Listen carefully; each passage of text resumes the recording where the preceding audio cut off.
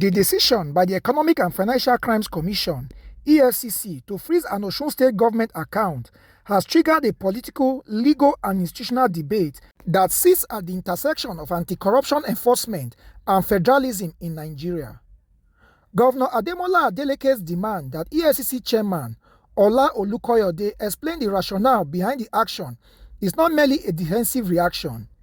It reflects deeper tensions about due process, timing, and the balance of power between federal agencies and subnational governments.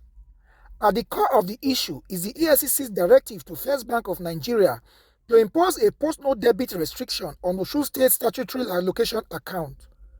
Such restrictions are typically deployed in financial crime investigations to prevent the dissipation of funds suspected to be proceeds of corruption or subject to inquiry. However, the controversy arises from two critical elements: the absence, as alleged by Adeleke, of a court order and the timing of the action just days before the August 15 governorship election. Under Nigerian law, the EFCC possesses broad investigative powers, including the authority to trace, freeze, and recover assets suspected to be linked to financial crimes. However, these powers are not absolute. In most cases, especially involving public funds, freezing an account typically requires judicial backing through an interim forfeiture or preservation order granted by a court, often the Federal High Court. Adeleke's claim that the EFCC acted without a court order, if accurate, raises serious legal concerns. Nigerian courts have repeatedly emphasized that enforcement agencies must operate within the framework of the law, even when pursuing anti-corruption objectives. Acting outside these frameworks risks rendering such actions unlawful and subject to reversal. That said, there have been instances where agencies issue temporary directives to banks pending formal court applications. If this is the case here, the EFCC may argue that its action is a preliminary safeguard measure within the scope of its investigative mandate. The key question then becomes whether due process was followed promptly after the directive. Adeleke's framing of the issue as a threat to constitutional rights of subnational governments introduces the federalism dimension. Nigeria operates a federal system where states have constitutionally guaranteed autonomy, particularly in managing their finances derived from statutory allocations. Freezing a state government account, especially one tied to federal allocations, can significantly disrupt governance. Salaries, infrastructure projects, and social services depend on the liquidity of such accounts. Therefore, even if justified, such an action must meet a very high threshold of legality and transparency to avoid being perceived as federal overreach. Historically, tensions between federal agencies and state governments have surfaced when political alignments differ. When enforcement actions coincide with political cycles, as in this case, they are often interpreted through a partisan lens, regardless of the underlying facts. The political dimension of this episode cannot be ignored. Adeleke has directly accused Boyega Oyetola, now a federal minister, of orchestrating attacks against his administration. While such allegations are common in Nigeria's highly competitive political environment, they underscore the level of distrust between rival camps. The proximity of the EFCC's action to the Osun governorship election amplifies suspicions. In politically charged contests, even legitimate law enforcement actions risk being viewed as tools of political influence.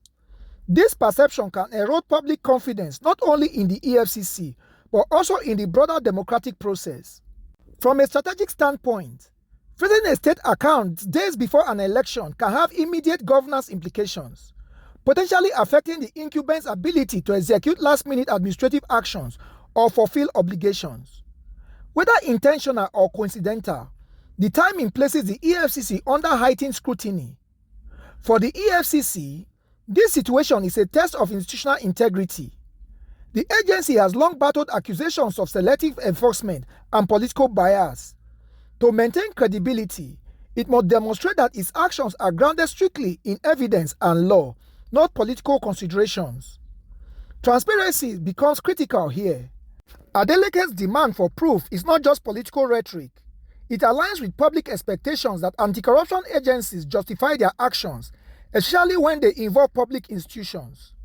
A clear explanation from the EFCC outlining the nature of the investigation, The legal basis of the freeze and the steps taken to secure judicial approval would help mitigate speculation.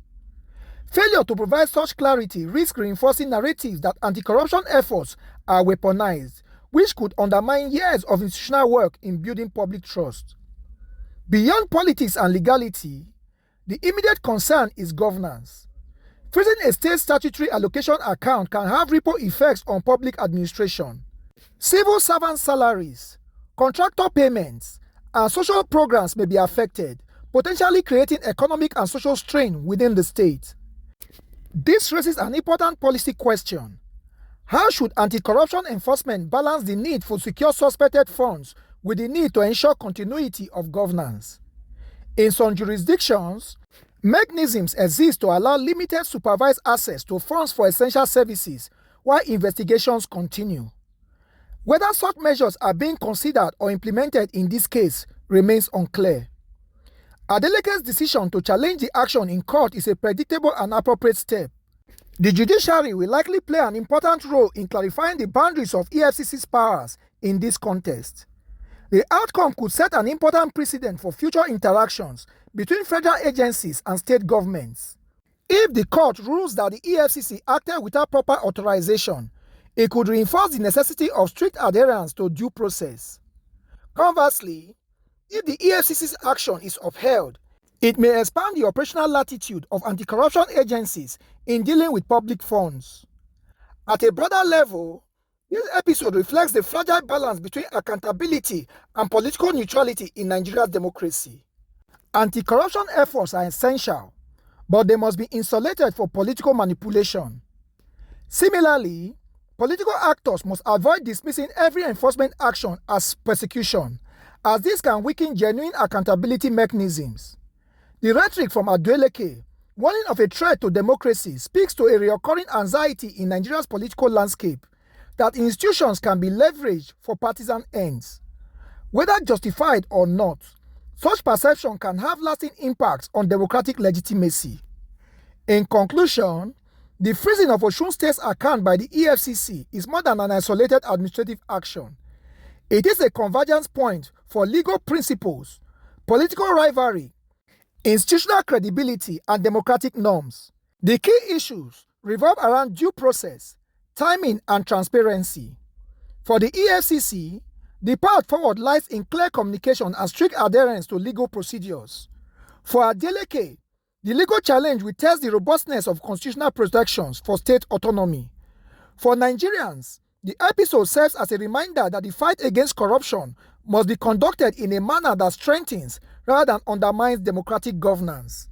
In the coming days, as the election approaches and the costs potentially weigh in, this case will likely evolve into a defining moment for how Nigeria navigates the delicate balance between enforcement and politics.